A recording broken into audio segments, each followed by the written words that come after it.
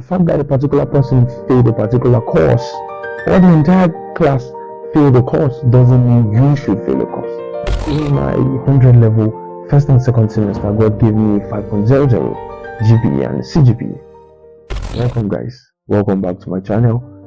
In this video, I'm going to share with you 10 things and 10 reasons why freshers fail in their first year in university.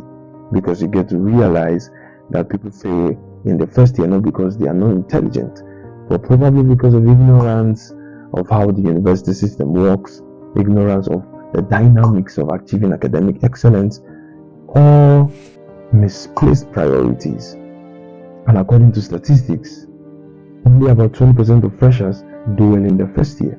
And this is not just peculiar to Nigeria, but to Africa and also Europe and other developed countries. So you are watching this video so you can become part of the 20% high performing student, and so that the percentage of high performing students can increase. If you are new here, do not forget to like this video, subscribe to my channel so you get notified when I post new videos. The first reason why students fail in their first year is because of peer pressure. And peer pressure is in two dimensions: peer pressure from your senior students, either the ones from their department or the ones from their faculties. So you get students telling the freshers that there's this particular course that people fail all the time.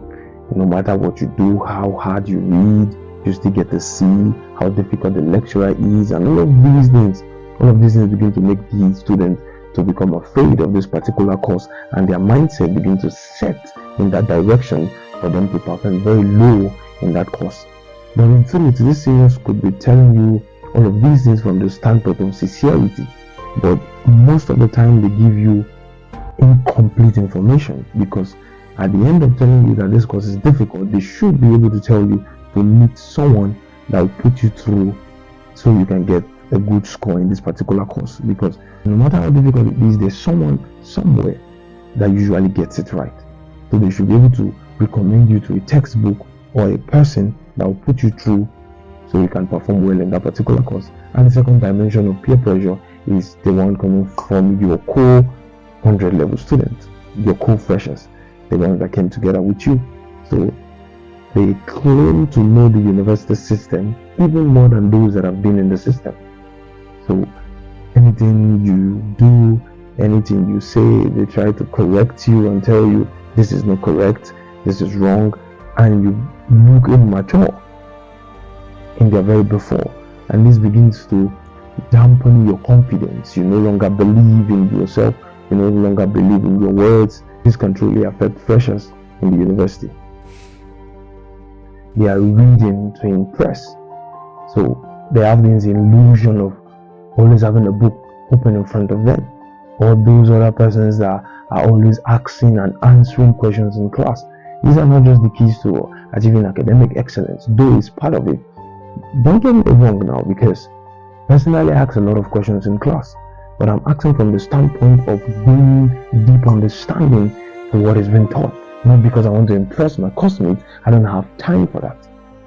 So people are always having a book open in front of them, so the class can start calling them guru, prof, bookish, bookworm, and all of these things. You don't have time to impress people.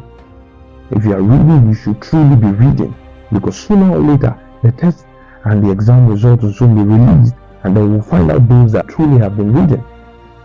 And some of you forfeit your ninth sleep or your ninth rest all in the name of doing TDB break. So you want to read from 12 a.m.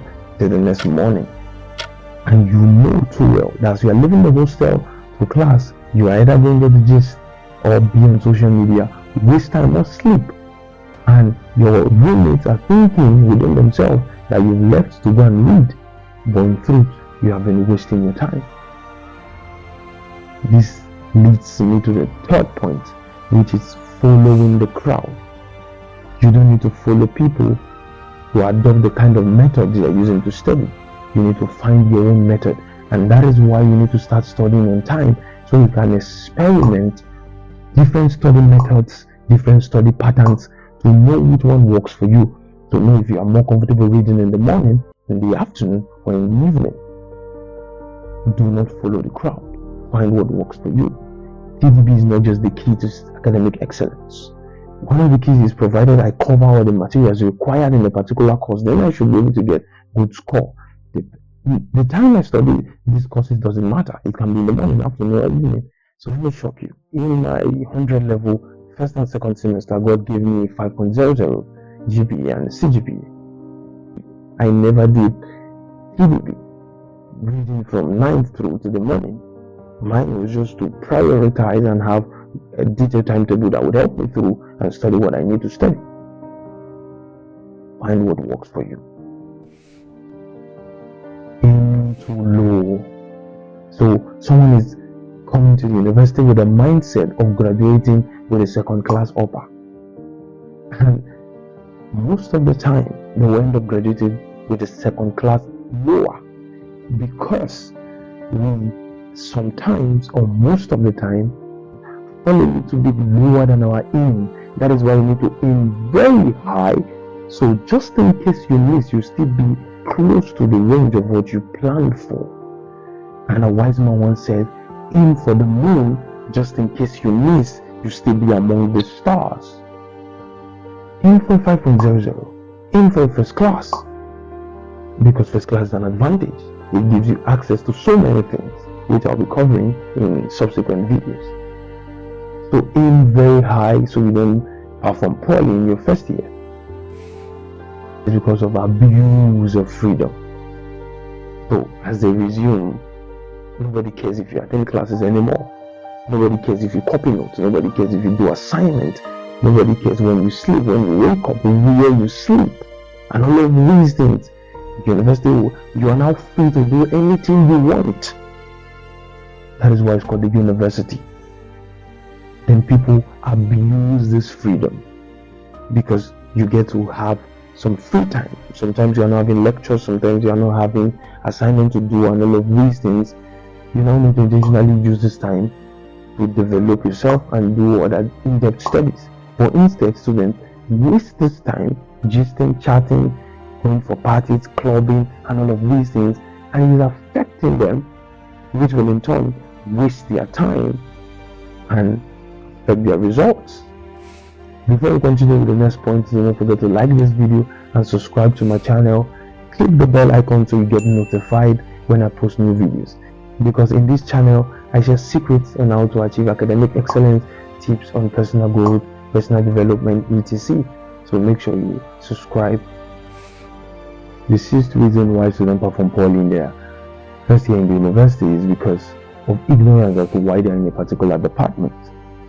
So because a student applied for a particular course and was offered another course, the student generally becomes unserious because he says, after all, I didn't apply for this course. But the fact that you accepted to study this course, then you should be committed to taking responsibility so you gain deep understanding of this particular course you're studying. That is why when you were being offered the admission, there was an accept and reject button. And you accepted it, then you should do what you need to do so you really know what you're studying. Don't waste 4 or 5 years of your life in the university studying something you do not like. Then why did you accept it in the first place? The fact that you've accepted it, then do what you need to do. And then let's get wisdom from the wisest man that ever lived, King Solomon. He said, whatever your hand findeth to do, do it with all thy might. Because in the grave there is no knowledge, no wisdom, no invention, no innovation in the grave. So this course that your hand has found to do, then give it all it takes. After all, we don't succeed because of the partner we are from. We don't succeed because of the course we studied in university.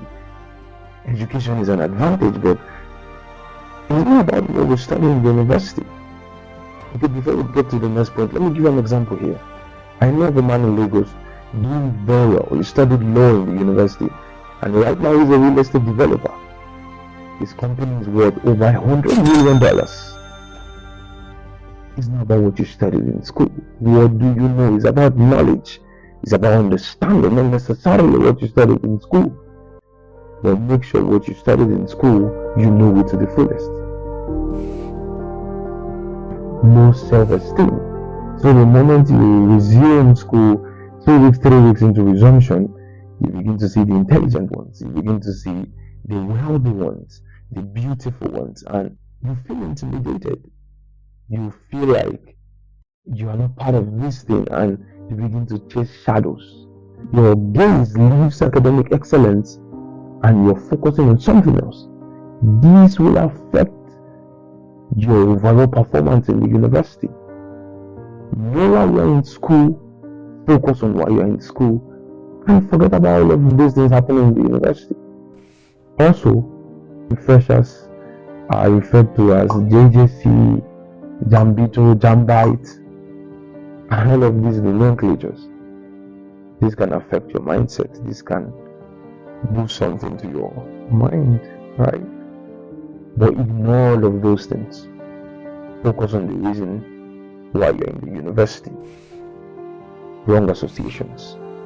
You know too well this person is unserious with his or academics. You know, you are aware, yet you call them friends, yet you follow them, and they are speaking discouragement to you every time. The moment you want to read, they are telling you, are you the only one in this school?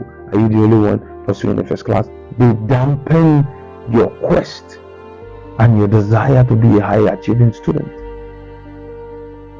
You need to be aware of wrong friends and wrong association if you truly want to perform well in your first year in school.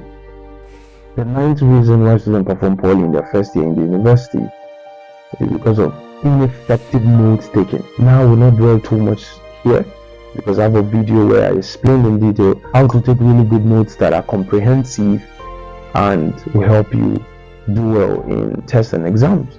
So do well to go and check out the video. Now, because students are just coming from secondary school or high school into the university, they are still in this phase of transition. So probably they are not used to dictation. This can affect them actually because different lecturers have different teaching methods. Some of them can give you handouts to go and photocopy or textbooks to buy. Some don't give handouts, don't even make recommendation whatsoever. They just come to class and teach or lecture. And anything you hear from them, that is their lecture note. So if you don't know how to capture all of these things in your note, then it becomes a problem. And that is why you need to take the previous point very seriously, which is paying attention to the people you call friends. Because if you have serious friends, then their notes should be updated, and from there you can update your own notes. The last but not the least, number 10, joining organizations and associations that are time consuming. You should be very careful as to what club, association, or organization you are joining in your first year. Because what you need in your first year is to have enough time so you can read and do what you need to do to be up front, so you can for you to build a very good foundation for your academic journey. So it becomes easier for you as you move forward. You need to be careful as to the kind of association you join. If you must join an association or an organization, then you should join the ones that are not too time consuming and not too demanding, so you can have enough focus on your academics. I will conclude by saying this: do not be driven by pleasure, liberty, and waywardness, which is usually characterized with the university environment. But be yourself, do not be a copycat. And the fact that a particular person failed a particular course, or the entire class failed a course, doesn't mean you should fail a course. It's not an excuse. Do what you need to do to be upfront. Commit your ways to God. Pray to God to guide you, to lead you to the right people that will help you. And lean not on your own understanding.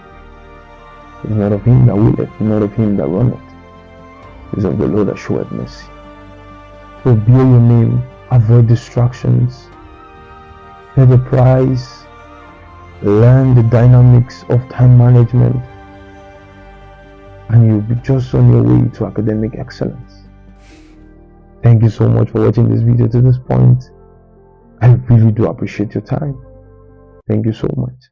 If you are new here, Don't forget to like this video, subscribe to my channel, and click the bell icon so you get notified when I post new videos. I'll be sending more videos on the pathways to academic excellence, so do not miss out. I will also share the secret on how I got 5.00 in 100 level both first and second semesters. Until next time, see you. Bye bye.